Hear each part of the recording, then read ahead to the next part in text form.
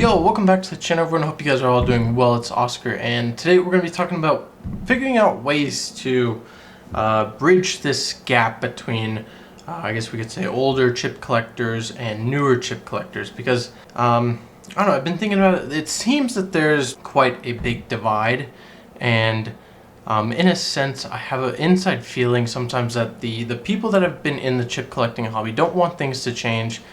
They don't kind of want newer people or younger people to kind of step in and start doing a little bit better or start changing things up, etc., etc. One example, I don't want to talk about it too much, but my last video where I made the video on the Hera's TRKs, I had a bunch of people on chipboard mentioning not to touch the chips, not to do anything with them. You know, it's devaluing them, or it's destroying them, or something like that. And in a way I wasn't destroying them. I'm not destroying them. In my mind I feel like I'm fixing them up so I can use them in a playable set. You know, just filling in the inlays and filling in the holes on the chips and replacing the inlays. I think that's totally okay to do. And as far as, you know, I have documentation, as I did a video on it. There's a number of posts online. You could go ahead and see exactly what I did and what I'm doing. And then if somebody has any questions further on down the line, if somebody wanted to buy the chips from me, or if I were to sell them, I mean, I'm not even sure at this point. I probably won't even sell them for, let's say, 20 or 30 years, depending on situations. But at the time, let's say if I were to sell them, I'd probably just take the inlays off and sell them as blank, basically spotted X Hera's 5s, and then the next person could do custom inlays or whatever the heck they'd want to do with them for their own project. So that's the kind of divide, right? So older collectors were telling me not to do this and that and this and that, but there's like a big group of people on PCF and other websites that are just telling me to do what I want. There was a couple of people on the chipboard too, just telling me do what I want. You know, they're my chips, I own them. Nobody's kind of telling me what I can and cannot do. There's not really a certain rule book in a hobby. There's, let's say, unwritten rules, which could be, let's say, an unwritten rule that, let's say, somebody knows that probably shouldn't be doing. But if I'm trying to better chips in a way to make them fit into a playable set or look more appealing to me and others online, then that's just normal life. The people do it all the time with all kinds of stuff. So like I said, I have documentation. If somebody has any questions, they can ask me. The chips probably won't be for sale for like 20 years or so, or who knows, whatever life throws at me. I'm sure it'll be handled in the future. But the thing I really want to talk about was the bridging of older collectors and newer collectors. I guess we could kind of consider myself a newer collector. I've only been in the hobby for 2.5 to 3 years. I know there's plenty of people that have been in the chip hobby for 30, 40 years, so they definitely have some time with me. They have seen a lot of stuff, they've heard a lot of stuff, they have all the stories, they have really impressive chip collections, stuff that myself and others, I'm sure, would really love to enjoy. Love to sit down and you know get to sit down and talk, which I personally I love to do. There's a whole list of people I could name off at the chip shows, or let's say if they come, they go to Spinetti's and they want to talk. There's a whole list of people I could probably spend hours talking to just about chips. Life, advice, stories they've heard, chips they've seen, people they've met, places they've been. The list just goes on and on. So that's the whole idea, the kind of that I had. It was probably last year when it's probably coming up on last year actually, when I made the video where I wanted people's help. I'm still working on this. Was going to be that podcast series where I was going to do, let's say, a podcast every 1 or 2 weeks. I know I had somebody helping me with it, and we were kind of brainstorming, figuring out stuff. They were going to be the kind of my helper with it. I'm sure I'd still love to have them help, but I think currently our kind of schedules don't really match, and I really want to get into getting a new mic, more of like a stereo, or more of like a radio style mic, I guess we could say.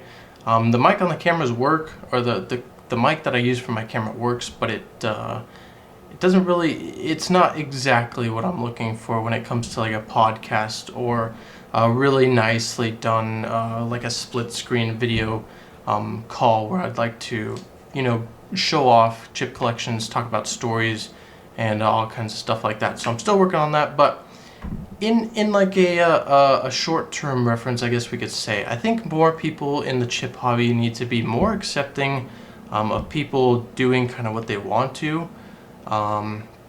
You know, let people express what they want to do.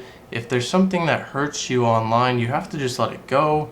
You know, if somebody owns, let's say, a Bugatti, let's say a Bugatti is like $1.5 million, right? And they want to go ahead and do donuts in it, or they want to change the color, they want to wrap it, they want to, you know, bang off the rev limiter or blow up the engine or whatever it is. So their $1.5 million that they spent, if they want to spend an extra $40,000 to switch tires on it, then they can do it. Same thing goes with like a Ferrari. Somebody buys, let's say, a $300,000 Ferrari.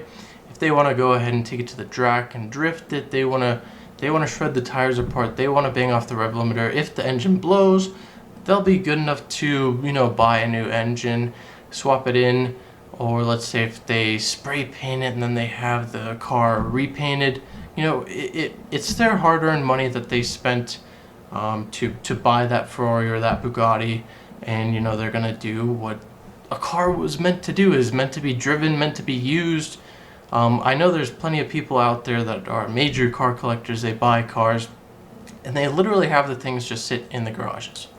I know there's plenty of people in the chip world that do the same thing.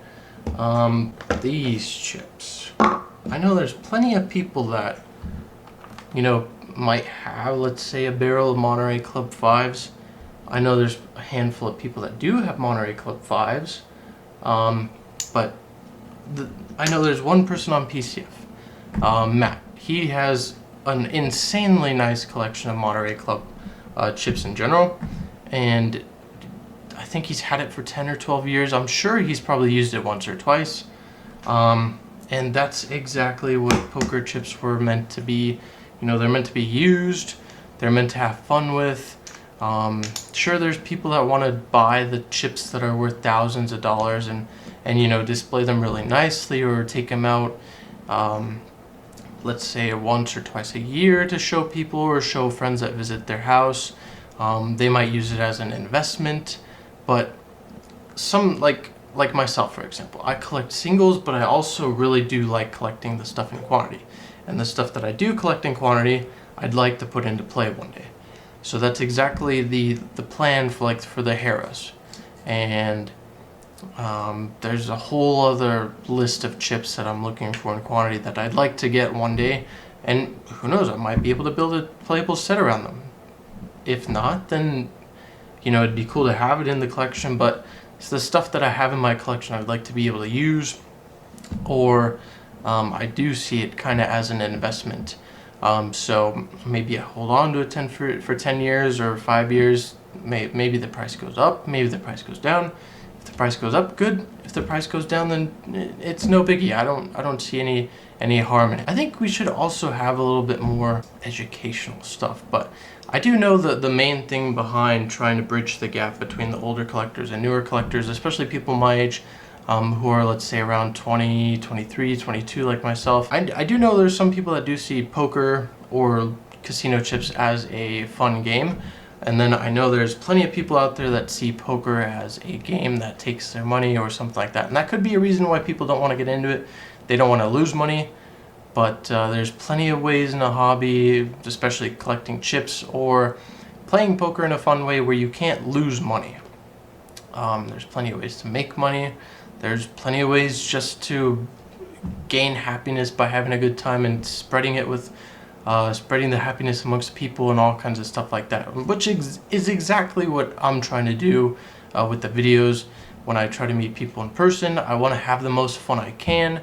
You know, share the chip hobby with people, get them to be able to play with actual casino used chips or even brand new chips. I know there's plenty of people that have probably played with dice chips, but playing with actual chips that were, let's say, used in the 60s or used in an illegal casino in Cicero, that could probably be like a once in a lifetime opportunity for someone. And if they have that opportunity and you kind of share that chance with them, I think they'll appreciate it for a lifetime. Even if they don't enjoy playing poker, at least let's say if somebody got to play with a set of chips from the 50s or 60s that was used in a legal place in Cicero, like the 4807 Club set that I have.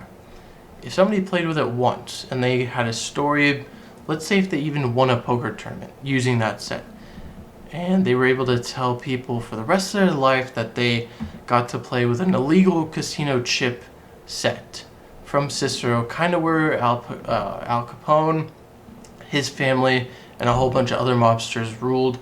I think that's well worth, trying to bridge that gap. Even if they're a older person, that one experience playing with those chips might actually get those people into the hobby. So I don't know. There's plenty of ways to incorporate and gain attraction and push a hobby forward. But I do think, and there's plenty of other people online that can say it, there's something when you're negative towards someone, or you say things in a wrongful way, or you don't want change to happen, then that's probably a big it's like a big no-no, and it kind of tells people not to join this, or it looks bad. And I don't know, the one thing I do enjoy about chip collecting, it's fun, it's open, you can do what you want, you can build what you want, you can collect what you want. If you want to collect tokens, you can collect tokens. If you want to collect chips, you can collect chips. If you want to only collect $100 chips, you can do that. If you only want to collect quarters, you can do that. You can collect whatever you want. You want to collect coin inlays, you can do it. You want to collect TRKs, Paulsons, error chips, illegal chips, wet chips, cruise chips. The list just goes on. So I don't see why there's a reason, or let's say a negativity or something like that between the older and the newer. But I do think that there needs to, in some way, there needs to be kind of this bridging gap, which can bridge the older collectors to the newer ones, and in turn hopefully collect or introduce more newer collectors to the hobby, because that's going to be the pushing force in the future. So kind of just wanted to rant, but I do think it's a serious thing that needs to take into consideration along those lines. So hope you guys enjoyed this just little rant. If you did, please drop a like. If you're new here, please consider subscribing. Check out my other videos down below, and I'll see you guys in the next one. Peace.